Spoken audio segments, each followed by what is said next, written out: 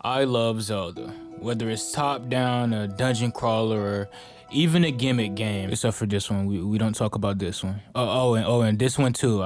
We don't talk about this one either. Zelda is a very good example of how you build up trust with your player base when you're making a franchise of games. It's one of the few series that I can say, no matter what they do or wherever they go with it, I can trust that they're always gonna make a great game. But when you hear praise for it, you're always hearing 9 out of 10, 9.5 out of 10. This is a great sequel, but it doesn't differentiate itself from the original game, as if the sequel doesn't take place immediately after the original game. So where does the issue lie?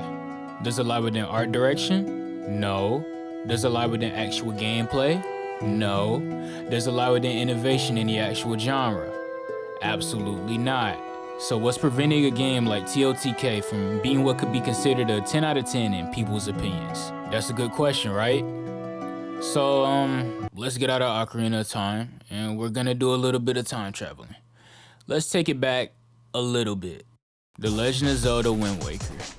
An almost perfect response to the demand for a Zelda game that played like OOT or Majora's Mask. The open world got kicked up tenfold in comparison to OOT, and the dungeon design got even more intricate in comparison to Majora.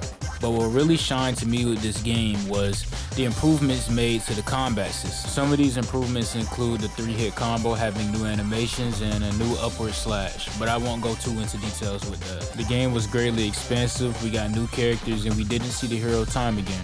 We were on to a new adventure. And the game was so good that they re-released it like, 3 times?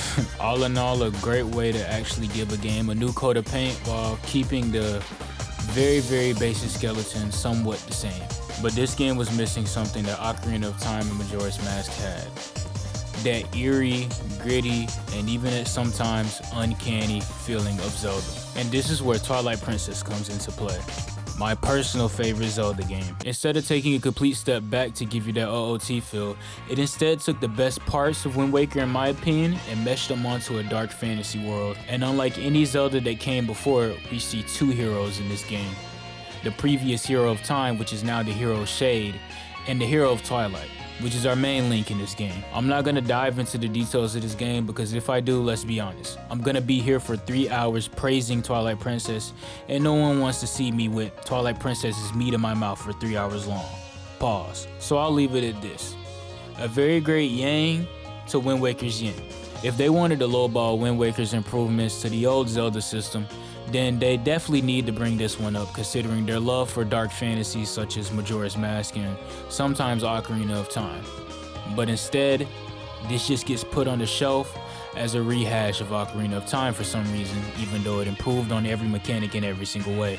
Now, this inadvertently answers our question of why is Zelda considered a masterpiece but people dock it to a 9.5 or a 9 or even sometimes an 8. Well, it's simple. The player base. And of course, this is not every fan, but from what I've seen, a good amount of Zelda fans forget this simple notion. If you're greedy and ask for everything, or even the impossible, you'll never actually get what you want. It'll always come up short or be disappointing in your eyes. Due to this, Zelda fans think that Zelda is a franchise that can never truly harbor a masterpiece.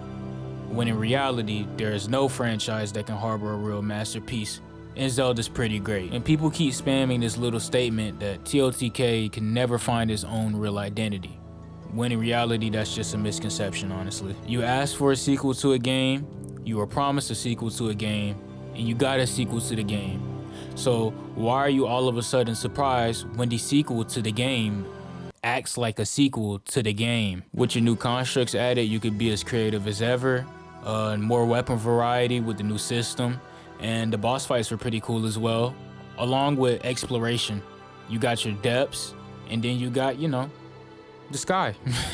It's a pretty telltale sign of the game's quality when you see a bunch of 3-hour videos explaining why a game isn't a 10 out of 10 and it's actually a 9.5 out of 10. It takes me 20 seconds to tell you why JJK Cursed Clash is a 3 out of 10, bro. And it takes me 3 seconds to explain why Triforce Heroes is a tax write-off. At the end of the day, sometimes Zelda fans get weird, bro.